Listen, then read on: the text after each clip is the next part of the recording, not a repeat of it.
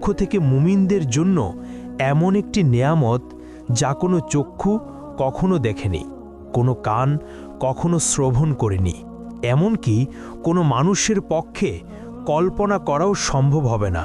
সোজা কথায় জান্নাতের তুলনা কেবল জান্নাত, দুনিয়ার কোনো কিছুর সাথে তার তুলনা হয় না। এই ভিডিওতে আমরা কোরআনের আলোকে সেই জান্নাতের বর্ণনা শুনব, যার দৃশ্যগুলো শক্তিশালী এআই দ্বারা তৈরি, যা কেবল বোঝার সুবিধার্থে প্রতীকী রূপে ব্যবহার করা হবে। ভয়াবহ হাসরের ময়দানে যখন মানুষের জীবনের প্রতিটি কর্মের হিসাব নেওয়া হবে, তখন কারো ভাগ্যে জান্নাত নির্ধারিত হবে, আবার কারো ভাগ্যে জাহান্নাম। এবার কল্পনা করুন, আল্লাহর রহমতে আপনি সেই সৌভাগ্যবান বান্দাদের একজন যাদের জান্নাত নসিব হয়েছে।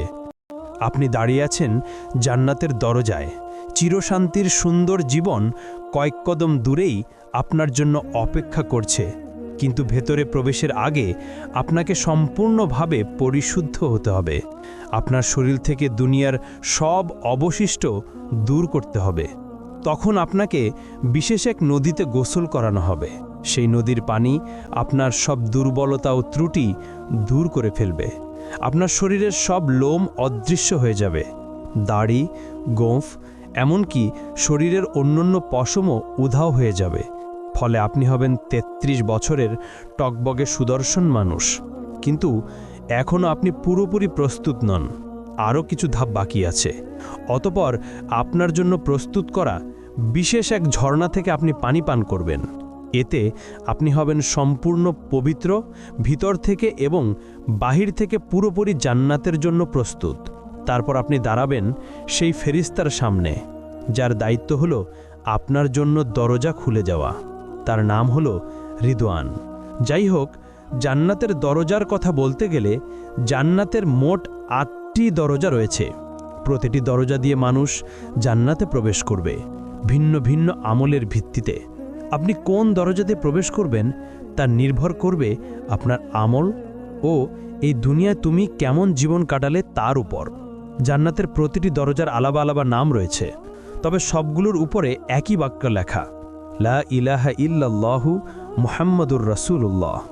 যারা দুনিয়াতে নিয়মিত নামাজ আদায় করেছে তারা প্রবেশ করবে সালাত নামক দরজা দিয়ে। আর দ্বিতীয় দরজা রাইয়ান, যারা রোজা রেখেছে এই দরজা তাদের জন্য। তৃতীয় দরজা হলো সাদাকা দরজা, যারা সবসময় অল্প হলেও দান করেছে এই দরজা তাদের জন্য। চতুর্থ দরজা হলো জিহাদ দরজা, যারা আল্লাহর পথে সংগ্রাম করেছে তাদের জন্য এই দরজা। পঞ্চম দরজা হলো হজ দরজা, যারা মক্কায় গিয়ে হজ আদায় করেছে তাদের জন্য। ষষ্ঠ দরজা হলো কাজিমুল গাইজ দরজা, যারা সবচেয়ে কঠিন মুহূর্তেও নিজেদের রাগ নিয়ন্ত্রণ করেছে এই দরজা কেবল তাদের জন্য। সপ্তম দরজা হলো আমান দরজা, যারা হিসাব নিকাশ ছাড়াই জান্নাতে প্রবেশ করবে এই দরজা তাদের জন্য। আর অষ্টম দরজা হলো জিকির দরজা, যাদের হৃদয় সর্বদা আল্লাহকে স্মরণ করেছে এই দরজা তাদের জন্য। যখন জান্নাতীরা দাঁড়িয়ে থাকবে তাদের নিজ নিজ দরজার সামনে, তখন জান্নাতের দরজা খুলতে শুরু করবে। তখন আপনি অনুভব করবেন এক মৃদু উষ্ণ বাতাস আপনার মুখে লাগছে, এমন বাতাস আপনি কখনো অনুভব করেননি। তারপর সেই সুবাস এমন যে আপনার আত্মাকে ছুঁয়ে যায়, এত সুন্দর, এত অনন্য যে প্রায় আপনি মূর্ছা যাবেন। দুনিয়ার সবচেয়ে উৎকৃষ্ট সুগন্ধিও তার সাথে তুলনা করা যায় না। সব ব্যথা, অনুশোচনা আর দুঃখ আপনার ভেতর থেকে মুছে ফেলা হবে। বাকি থাকবে কেবল সুন্দরতম অনুভূতি, যাতে আপনি জান্নাতের নিয়ামত পূর্ণভাবে উপভোগ করতে পারেন। অবশেষে আপনি প্রবেশ করলেন জান্নাতে। কি শান্তি! আপনার জন্য সেখানে আছে জীবন, যার কখনো শেষ হবে না। আপনার জন্য আছে স্বাস্থ্য, ফলে আর কখনো অসুস্থ হবেন না। আপনার জন্য আছে যৌবন, ফলে আর কখনো বুড়ো হবেন না। আপনার জন্য আছে সুখ, ফলে আর কখনো দুঃখ পাবেন না।